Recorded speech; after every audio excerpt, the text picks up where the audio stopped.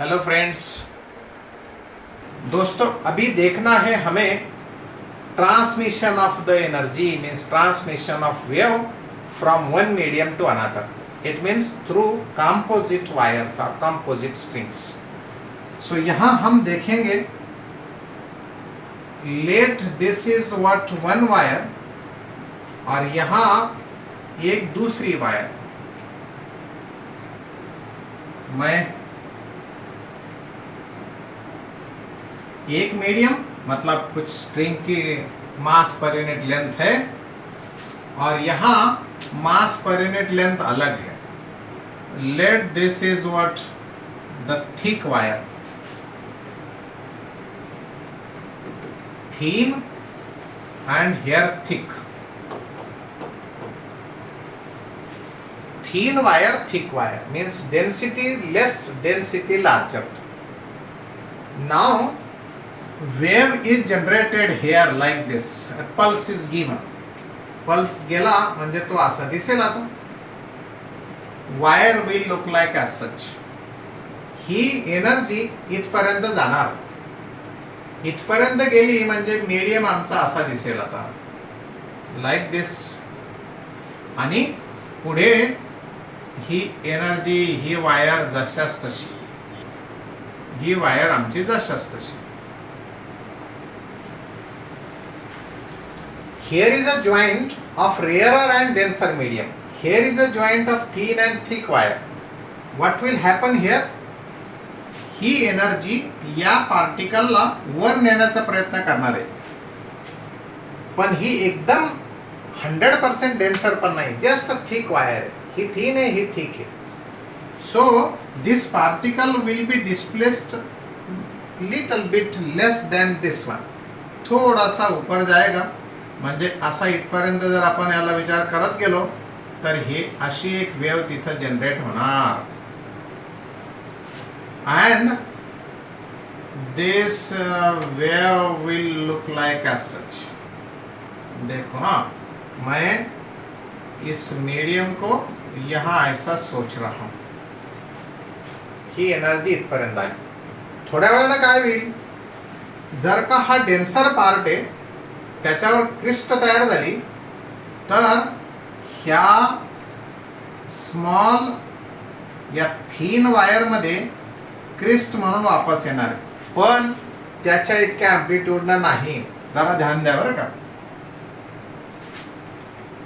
थोड्या वेळानंतर याच्यामधली एनर्जी थोडीशी वापस पण येणार आहे आणि ती क्रिस्टच्या ऐवजी ट्रफनं. Look at this. Amplitude of reflected wave is now less as compared to amplitude of incident wave. आता ती एम्प्लिट्यूड जर कमी असेल इथे तर बाकीची एनर्जी गेली कुठं, तरी थोडीशी एम्प्लिट्यूड आम्हाला इथे दिसेल आणि इथे आम्हाला वेव, इथे क्रिस्ट इथं अशी दिसणार आहे, इथं अशी दिसेल. Reflected is opposite, transmitted is of same nature. Transmit होताना फेज चेंज होत नाही. ट्रान्समिट होताना फेज चेंज होत नाही, पण इथं मी वेवलेंथ याच्यापेक्षा जरा कमी दाखवली. Wavelength is equal to n lambda. Frequency is independent of medium because frequency is a source property. Frequency of a wave remains same in all media. What? Frequency n is same in all media through which it transfer.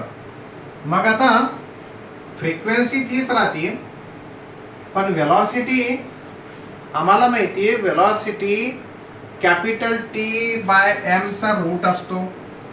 Velocity is equal to root of T by m, where m is mass per unit length. Since m is equal to mass per unit length. म्हणजे mass per unit length या थिनचं कमी असेल या thick पेक्षा, मग velocity जेवढी इथं होती त्याच्यापेक्षा कमी असेल इकडे, कारण एम जास्त आहे. एम जास्त आहे म्हणजे वेलॉसिटी कमी आहे, फ्रिक्वेन्सी तर सेम राहणार आहे, म्हणजे लॅम्बडा कमी होणार आहे. So here velocity in one medium is more than velocity in second medium, किंवा velocity in thin wire is greater than velocity in thick wire. Therefore wavelength in thin wire will be more than wavelength in thick wire. Therefore wavelength should be less as compared to this wavelength. Amplitude बहुत छोटी as compared to this one.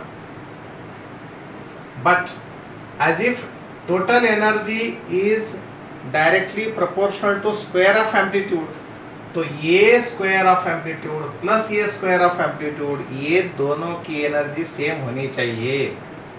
Intensity is directly proportional to square of amplitude, तो ये intensity और ये intensity is equal to incident intensity होनी चाहिए. पण transmission ध्यानात ठेवायचं, thin wire to thick wire, rarer medium to denser medium energy जर प्रोपोगेट होत असेल तर ती सिच्युएशन. मग आणखी उलट होणार की नाही? येस, उलटही होऊ शकतं. कसं? समजा जर का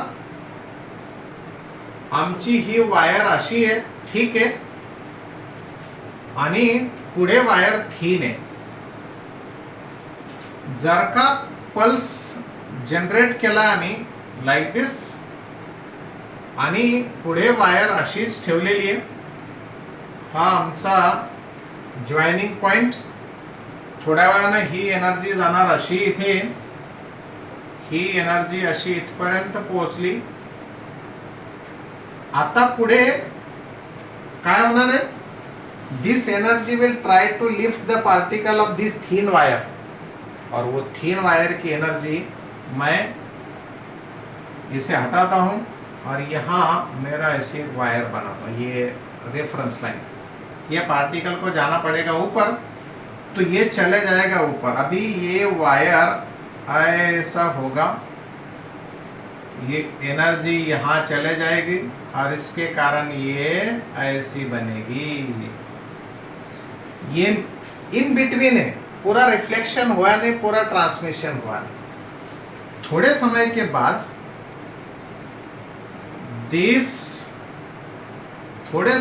बाद this wire will get the shape as such. Amplitude of this is less than amplitude of this. पर देखो ये केस होती है रिफ्लेक्शन फ्रॉम रेयरर मीडियम वाली, and we know that if transverse wave is reflected from rarer medium, its crest is reflected as crest. ये आ गई crest वापस. पर wavelength is same. ये जितनी वेवलेंथ है, ये जितनी डिस्टेंस है, या हम लोग कहेंगे लैम्बडा बाय 2 है, तो ये भी लैम्बडा बाय 2 ही होगा, ये वाला सेम डिस्टन्स. पण इकडे काय होईल? इकडे होईल एनर्जी खूप जास्तीची जाणार आणि त्याची वेवलेंथ सुद्धा जास्त, एम्प्लिट्यूड जास्तीची, याच्याही पेक्षा जास्त, कारण रेअरर मीडियम आहे. वेवलेंथ या थिक वायर मध्ये वेलॉसिटी जास्त असल्यामुळे वेवलेंथही जास्त. वेलॉसिटी सेम आहे, म्हणजेच ही जी डिस्टन्स आहे ते सेम, फक्त crest is reflected as crest and it is transmitted as a crest. Denser medium मध्ये जाताना आणि रेअरर मीडियम मध्ये जाताना दोन्ही केसेस मध्ये ते ध्यानात ठेवायचं आहे की फेज कितीना चेंज होतो आणि वेवलेंथ कमी होते की जास्त होते, ती कशाने होते, आणि रिफ्लेक्टेड वेव्हची प्रॉपर्टी काय असते, या सगळ्या गोष्टीवर आपल्याला नीटमध्ये प्रॉब्लेम येऊ शकतो.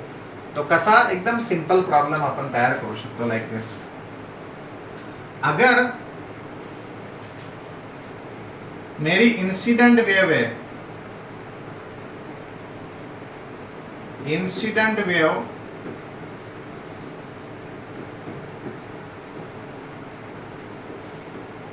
in rarer medium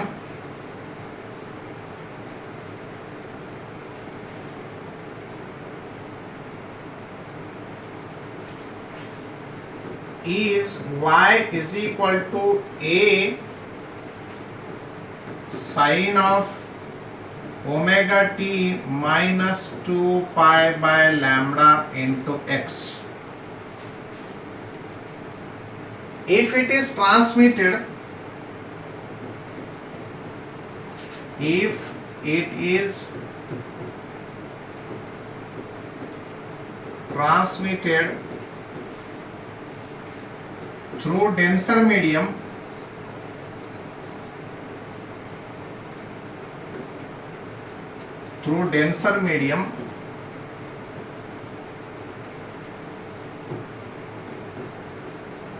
then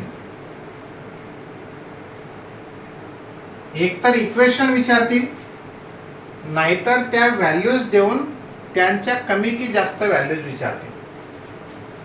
तर ट्रान्समिटेड वेव्हचे आणि रिफ्लेक्टेड वेव्हचे इक्वेशन काय असेल? पहिल्यांदा रिफ्लेक्टेड वेव्हचं equation, then reflected wave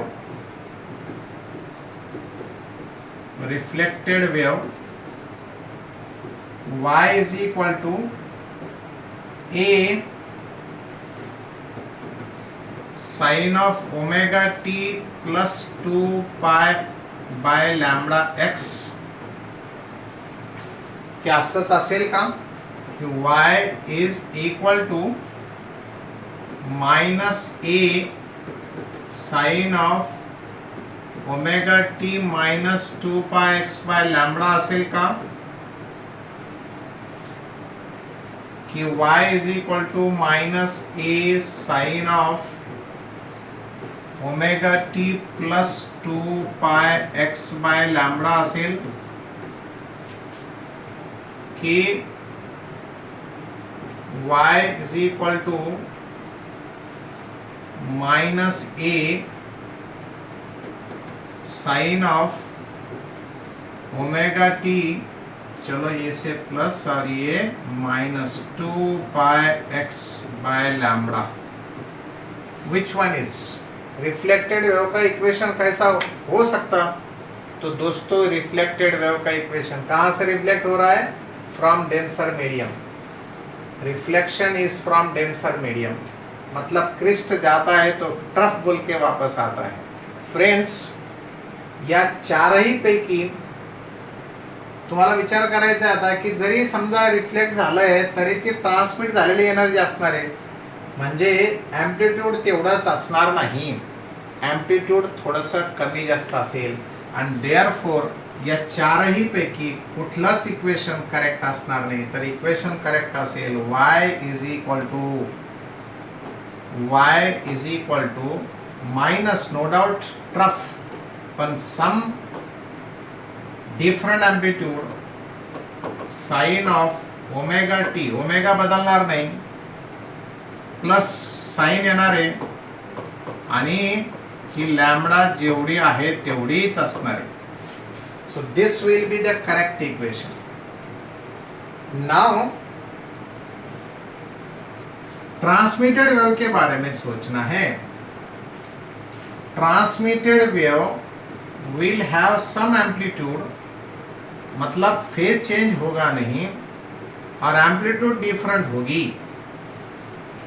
sign of omega t as it is, sine ये डायरेक्शन भी नहीं चेंज होती, पर लैम्बडा चेंज होने वाली है, तो लैम्बडा डैश इंटू एक्स. अब ये a double dash a dash से कौन से कम, कैसा ज्यादा होगा, कौन सा कम होगा? A double dash is less as compared to A dash as well as this is less than A also, but lambda dash is less than lambda. These are the conditions of this wave. Transmitted वेव्हचं equation आहे. उलटही possible आहे, problem तसेही विचारता येतात. म्हणून composite स्ट्रिंगमध्ये त्याचे सगळ्या बेसिक गोष्टी ध्यानात ठेवा. ॲम्प्लिट्यूड कोणती निगेटिव्ह, कोणती पॉझिटिव्ह, फेज कधी चेंज होईल, फेज कधी चेंज होणार नाही. Okay, thank you.